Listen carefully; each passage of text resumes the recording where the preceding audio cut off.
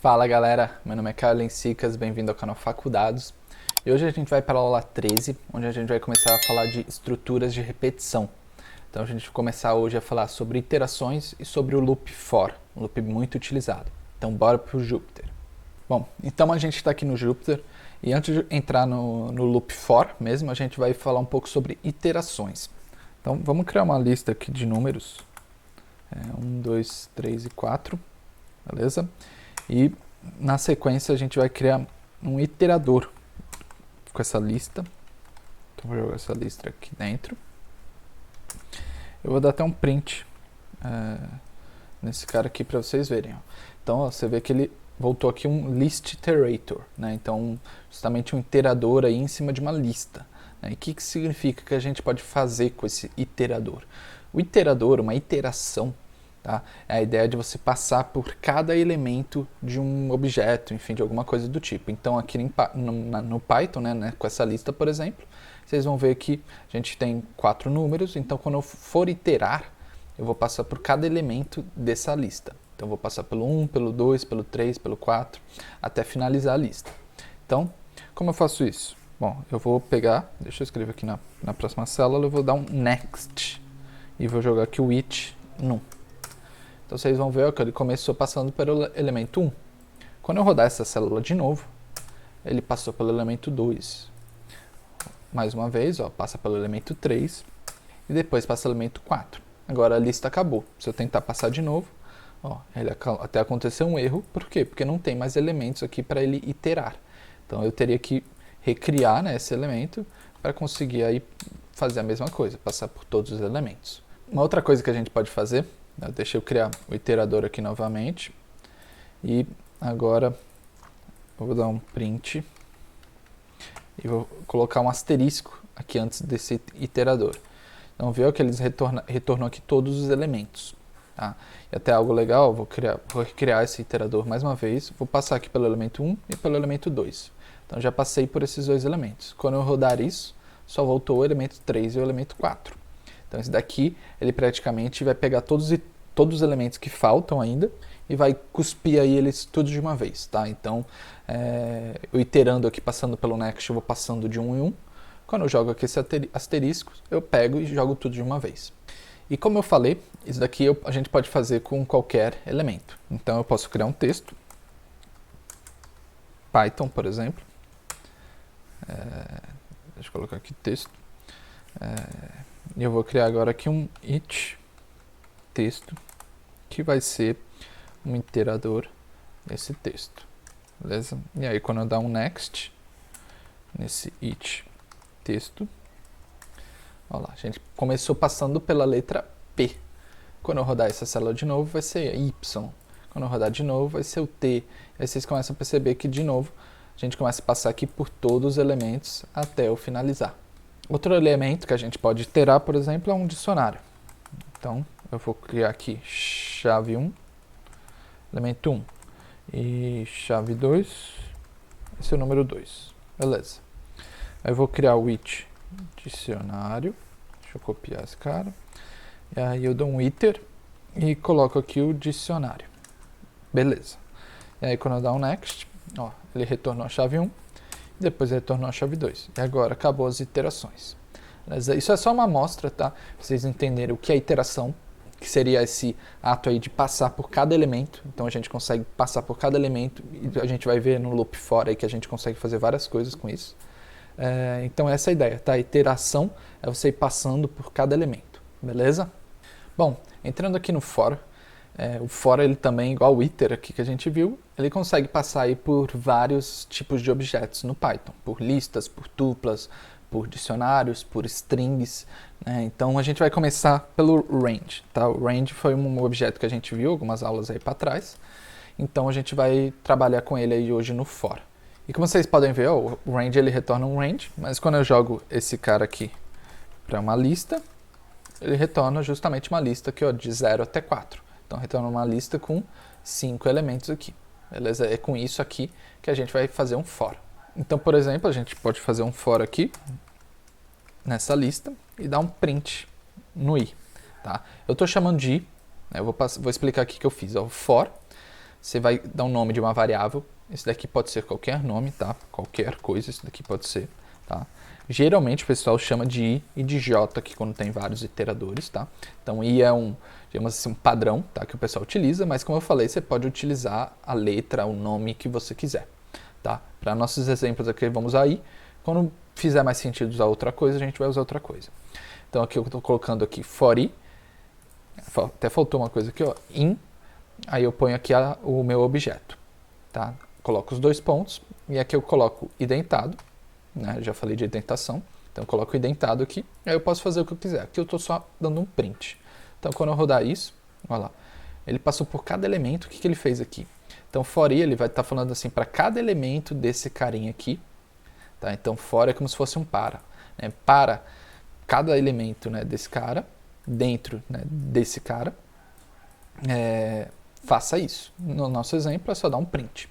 Então, né, o primeiro cara é o 0, depois é o 1, depois é o 2, e ele vai aqui fazendo print em cada elemento desse objeto aqui. Por exemplo, uma das coisas que a gente pode fazer, eu vou dar até um Ctrl+C, Ctrl+V aqui, eu vou pegar esse I e vou multiplicar por 2.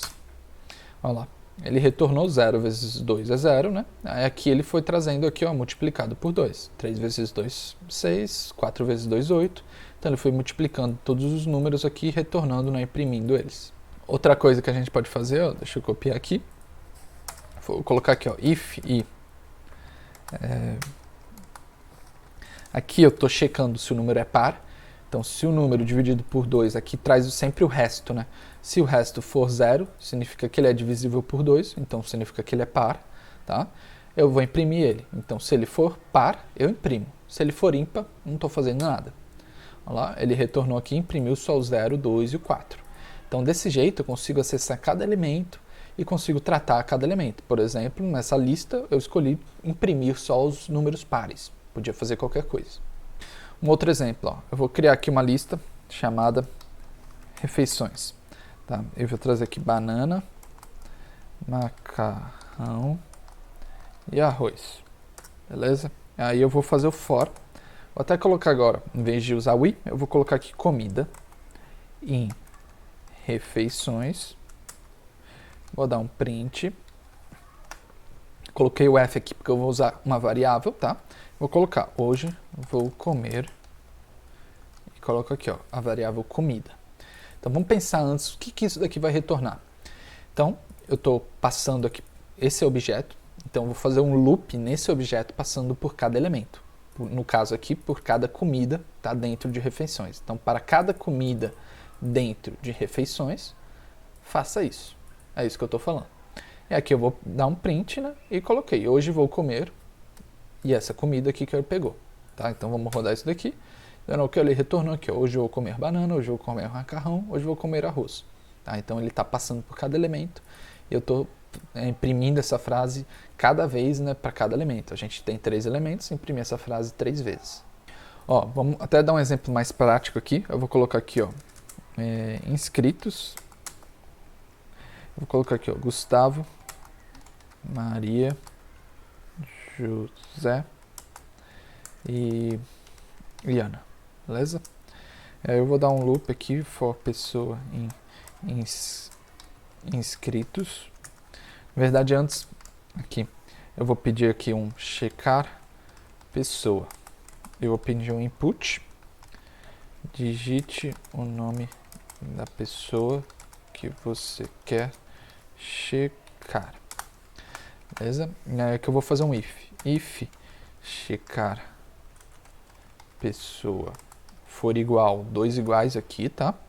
Eu coloco aqui igual a pessoa, eu dou um print, coloquei o f que eu vou usar a variável, vou colocar aqui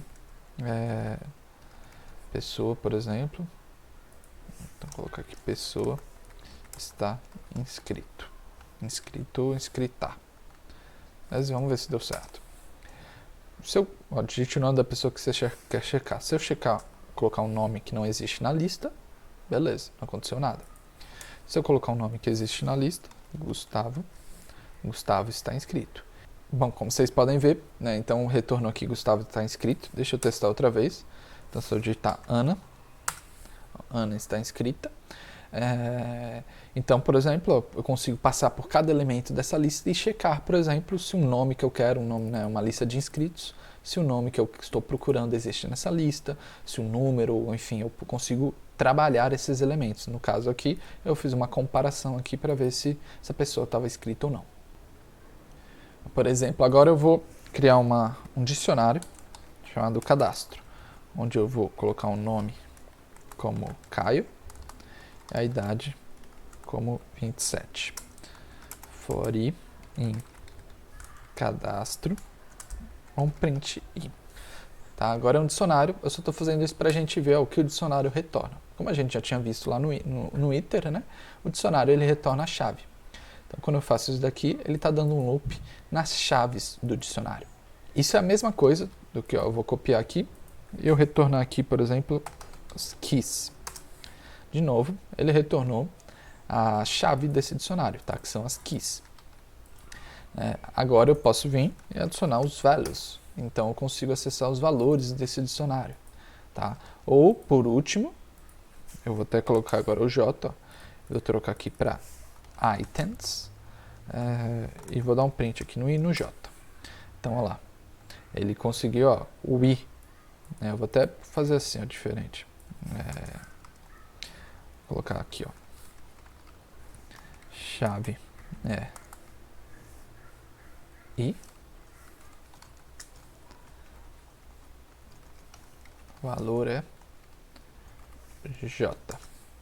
Então aqui, chave é nome, valor é Caio. Chave é idade, valor é 27. Tá? Então, a gente vê que usando esse items, tá? O itens, né? Ele retorna aqui primeiro a chave e depois o valor. Só que a gente tem que capturar aí esses dois elementos. Inclusive, se a gente não capturar os dois elementos, vamos colocar só como i aqui, por exemplo, para vocês verem o que acontece. Deixa eu excluir isso aqui. Ele retorna uma tupla. Tá? Então, assim ele está retornando uma tupla, ou eu posso abrir essa tupla capturando aqui os dois elementos, tá? Separadamente. Outra coisa, né, que eu já tinha mostrado lá em cima é que a gente pode dar um loop. Né? Então, for letra em Caio. A gente dá um print na letra.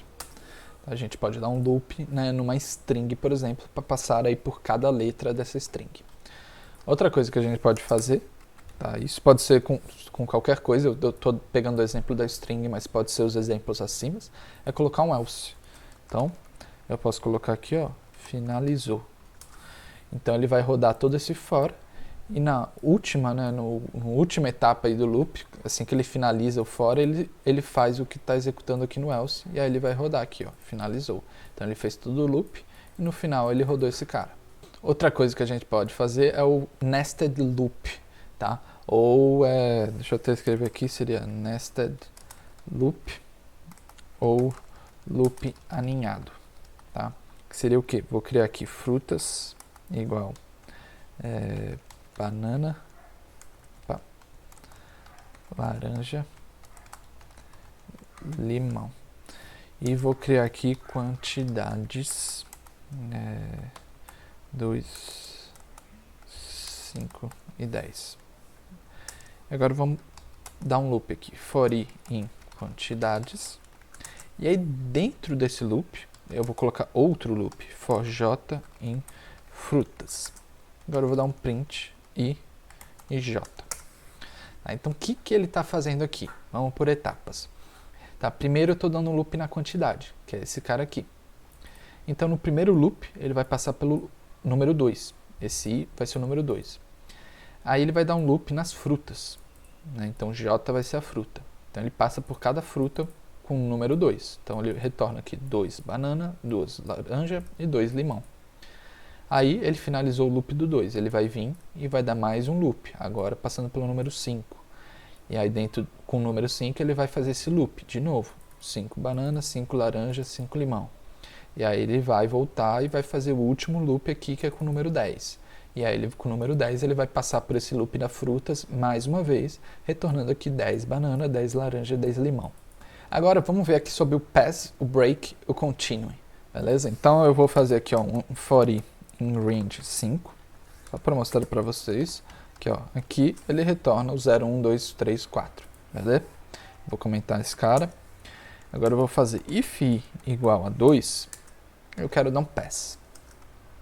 Else, eu dou um print no i. Vocês viram que ele printou aqui tudo menos o 2. Por quê? Quando ele tá, né, o i é igual a 2, que é o que eu coloquei aqui no meu if, ele está fazendo esse pass. O que esse pass faz? Esse pass não faz nada. Ele praticamente só passa e continua. Né? Para que você vai utilizar esse pass? Né? Geralmente, supor que eu estou escrevendo um código, né, bem mais extenso e complicado que esse, eu sei que eu vou ter um if aqui com uma condição tal, e que isso aconteceu, eu sei que eu quero que faça isso. Só que vai ser um código mais complicado. Né? Se eu não colocar nada, ó, ele dá um erro. Tá vendo? Então, às vezes eu coloco o pass aqui só para tapar esse buraco e saber que, putz, preciso criar a regra XYZ depois. Tá? Só para eu saber aqui que com esse pass ele tá aí, só que depois disso eu vou substituir esse pass por alguma outra coisa. Eu vou criar uma regra e colocar aí nesse lugar. Tá bom?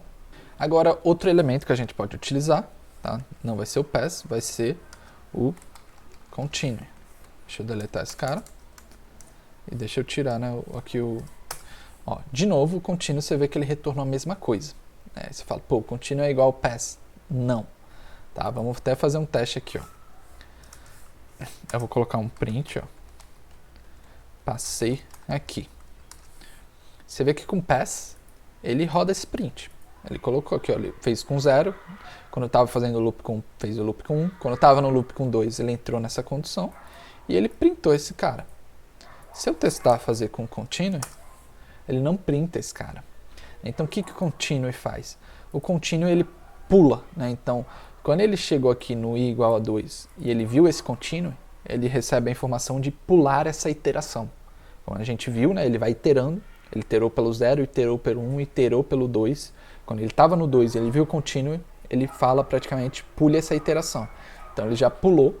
Né, foi para o final aqui e ele começou a iterar já com 3. Ele não rodou esse cara. Com pass ele roda. E tem o último, que é o break. O que o break faz?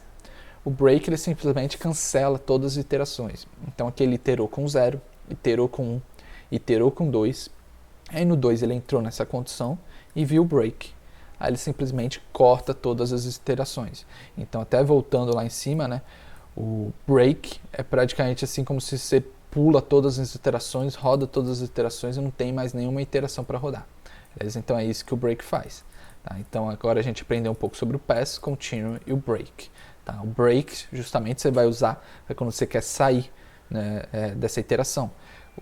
O break a gente até vai ver na próxima aula do while, que a gente pode usar ele aí para quebrar uma iteração. Então quando o usuário digitar alguma coisa, algum comando de saída, por exemplo, a gente consegue utilizar o break e sair do loop. Tá? Então justamente aqui eu sei que eu estou fazendo um loop, quando eu chegar no elemento 2, eu quero pular e acabar com esse loop. Então ele só vai imprimir aqui o 0 e 1. E por último, mas não menos importante, a gente vai ver o zip. Tá? Então o zip eu consigo criar aqui, ó. Vamos colocar times e vou chamar aqui de Vasco, Santos e Palmeiras. E vou colocar posições. Eu vou chamar aqui de 1, 2 e 3. Beleza? Agora eu vou dar um for posição time in. É agora que entra. Eu dou um zip. Tá? E eu coloco aqui posições e times. Até antes de fazer isso, ó, deixa eu mostrar para vocês, né, que esse zip retorna. Vocês vão ver que retorna justamente um arquivo aqui, né, um zip, né, um elemento chamado zip. Quando eu jogo para uma lista esse elemento chamado zip, ele retorna uma tupla com cada elemento, né, com a junção desses elementos. Então ele juntou o Vasco com 1, juntou, né, o Santos com 2 e o Palmeiras com 3. Então você vê que ele juntou essas tuplas. Então aqui a gente já dá para ter uma noção do que ele vai retornar aqui para a gente.